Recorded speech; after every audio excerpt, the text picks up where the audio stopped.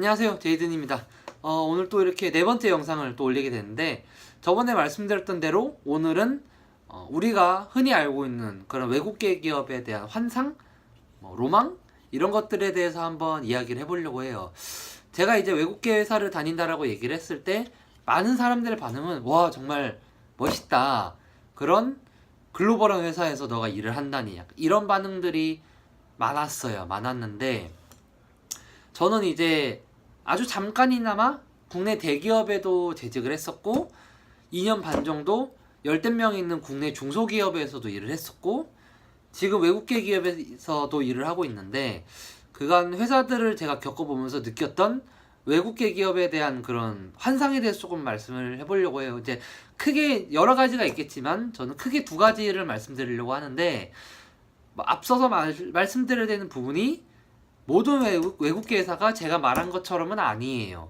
그런 회사들도 있고 안 그런 회사들도 있고 하지만, 흔히 사람들이 알고 있는 그런 맹목적인 시각에서 보는 외국계가 이렇더라, 외국계 가면은 이렇게 일을 할 수 있다더라, 이런 것들에 대한 걸 조금 현실적으로 말씀을 드리려고 하는데, 외국계 기업을 다닌다고 하면은 되게 글로벌한 환경에서 내가 일을 할 수 있을 것 같고, 외국인들과 나란히 어깨를 나누고 일을 할 수 있다고 생각을 하고, 굉장히 그런 자유분방한 환경에서 내가 아무리 주니어여도 내 의견이 존중받는 그런 회사일 거라고 생각을 하는데, 물론 모든 회사가 다 그렇진 않지만 사실 따지고 보면은 외국계 회사도 국내 회사하고 다를 바가 없다고 생각해요. 그러니까 한마디로 정리를 하자면, 여러분들은 외국계 회사를 다니는 거지 외국에 있는 회사를 다니는 게 아니에요.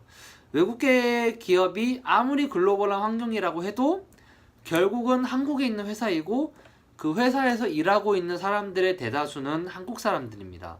그렇기 때문에 오히려 국내 기업에서 가지고 있는 그런 수직적인 시스템을 그대로 가져온 회사들이 굉장히 많고, 그렇다 보니 국내 회사에서 일하는 문화, 시스템, 사람들, 아니면은 조직, 운영되는 것들, 이런 것들은 사실 국내 기업이랑 그렇게 큰 차이가 없는 회사들이 대부분이에요. 물론 정말 우리가 흔히 알고 있는 메이저 글로벌 회사들은 조금 다를 수도 있어요.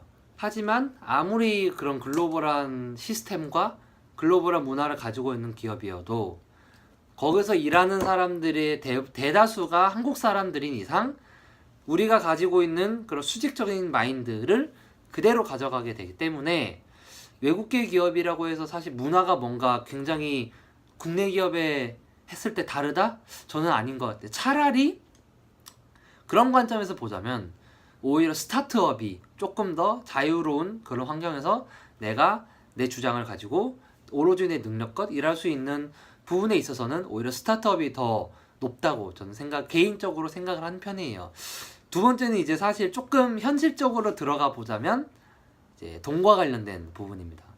국내 회사 같은 경우는 본사가 국내에 있기 때문에 내가 한국에서 벌어들인 모든 돈을 그 회사에서 본인의 대표나 경영진들이 본인들의 뜻에 따라서 온전히 그 돈을 이제 이용을 할 수 있는 반면에, 외국계 같은 경우는 예를 들어서 이제 본사가 있잖아요. 본사가 있고 한국 지사가 있으면 한국 지사가 올해 얼마를 벌었어요. 그러면은 그거를 온전히 한국에서 다 이용을 하지 못하고 본사에서 이제 지시가 내려옵니다.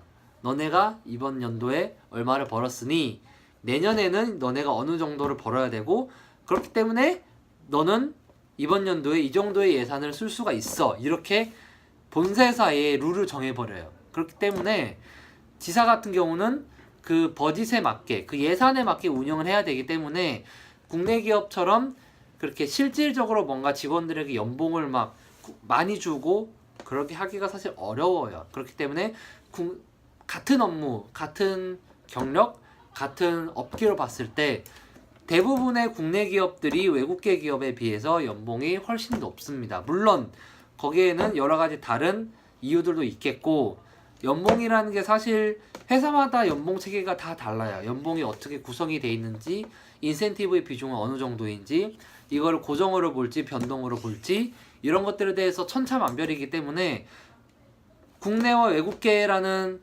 두 가지 타이틀만 가지고 뭐 이런 체계를 비교하는 거는 사실 현직에서 오래 일을 하신 분들에게 그분들의 시각으로 봤을 때는 굉장히 편파적인 거일 수도 있고 굉장히 얕게 하나의 측면만 가지고 볼 수 있는 거긴 하지만 저는 어디까지나 제가 3년 정도 이 일을 해보면서 겪었던 것들에 대해서 말씀을 드리고 있는 거예요. 특히 이제 요즘 취업을 준비하는 취준생들을 많이 만나보면은 외국계 기업에 대한 그런 희망? 그런 로망? 내가 거기 가서 이렇게 해야지라는 것들이 굉장히 많더라고요. 저도 물론 그런 게 있었어요. 제가 국내 기업에서 지금 제가 다니고 있는 외국계 기업으로 올 때 외국계 기업은 뭔가 조금 더 시스템이 글로벌화되어 있고 좀 더 체계적으로 잡혀 있을 거야. 그렇기 때문에 내가 여기서 배우지 못한 것들을 더 넓은 곳에서 배울 수 있을 거야 라는 생각으로 이직을 했는데 막상 가보니까 별 차이가 없더라고요. 그래서 지금까지 제가 내린 결론이 이거예요. 내가 외국계를 다니든 대기업을 다니든 혹은 중소기업을 다니든지 내가 그쪽에서 내가 다니고 있는 곳에서 내 역량을 보여주고 내가 잘하면 되는 거예요. 그러니까 간단하게 말하면 내가 잘하면 되는 거예요. 내가 어디에 있든지 내가 잘하고 내가 능력 있으면 올라갈 수 있고 연봉이 올라갈 수 있고 직급을 올릴 수 있고 이런 기회는 얼마든지 많아요. 조금 이제 얘기하다 보니까 말이 새긴 했어요. 그래서 결론을 한번 정리를 해보자면 외국계 기업은 모든 회사는 아니지만 대다수의 외국계 회사들은 여러분들이 생각하고 있는 그런 환경하고는 좀 거리가 있다. 그리고 외국계 기업은 어디까지나 글로벌에 있는 본사의 지사이기 때문에 그 지사가 마음대로 운영을 할 수 없는 부분들이 많다. 그렇기 때문에 뭐 그게 연봉이 됐든 뭐 어떠한 마케팅이라든지 어떠한 행위가 됐든 간에 제약이 좀 있을 수도 있다 라고 정리를 한번 해드리고 싶어요. 그래서 여러분들이 외국계를 생각하는 분들도 굉장히 많을 거예요. 물론 외국계에도 장점들이 굉장히 많아요. 장점들이 굉장히 많지만 그 장점만을 보고 거기에서 맹목적으로 이제 외국계를 가고 싶어하는 그런 분들에게 좀 말씀을 드리고 싶은 부분이었어요. 그래서 평소에 생각했던 여러 가지 것들에 대해서 계속 이제 이야기를 할 거예요. 계속 영상을 올릴 거고 오늘 영상은 여기까지 하고 다음에도 이제 제가 뭐 취업이라든지 아니면은 그와 관련된 혹은 이직에 관련된 여러 가지 또 제가 유용할 만한 그런 정보들을 또